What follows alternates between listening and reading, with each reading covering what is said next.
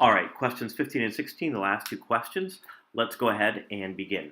So we have this car at the top of the track. It has a height, it has a mass, it has gravitational energy.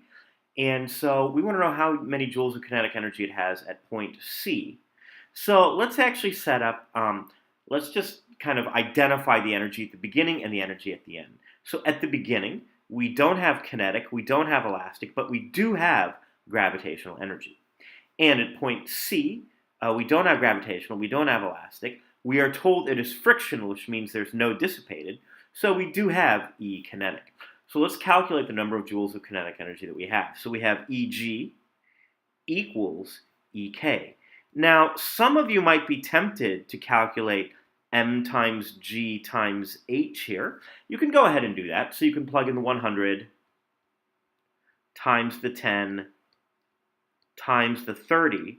But what you're going to end up getting is the very 30,000 joules that they already give you right here. So for number 15, I'm getting 30,000 joules equals E kinetic. Now here's the thing. To be clear, they didn't ask us for the speed. They asked us for the kinetic energy. Now, some of you might have just gone ahead and said, okay, 30,000 equals 1/2 times 100 times v squared. If you were to actually do that on the test, I would in no way penalize you. I would not take off points for that. And if you were to get that speed, what you would find is that your speed is the square root of 600, which ends up being about 24.5 meters per second. All right. Now, it says how fast is the car going at point B? So let's look at it at point B. Now, at point B, it's a frictionless track. We do have height and we do have speed. So what that means is we start off with all energy, all gravitational energy, and it turns into kinetic and gravitational with no elastic or dissipated. So what I'll say is Eg at A equals Eg at B plus Ek. Just clean that up a little bit. And now we can go ahead and put in some numbers. So we can say the 30,000 at point A equals, and we're going to get the gravitational energy, the gravitational potential energy at point B,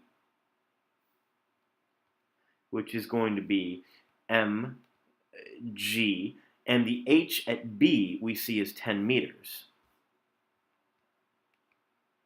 plus 1/2 mv squared.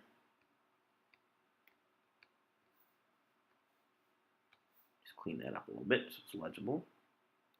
All right, now let's put in our numbers. So we have that 30,000 equals 100 times 10 times 10 plus 1/2 times 100 times v squared. Now, if I simplify this here, what I'll get is 20,000 equals 50 times v squared. And when I simplify that, that's going to give me that 400 equals v squared. And so when I simplify, I'm going to get 20 meters per second equals v. All right, so that is the end of the practice test. I'll have a second practice test ready for you when I see you Monday.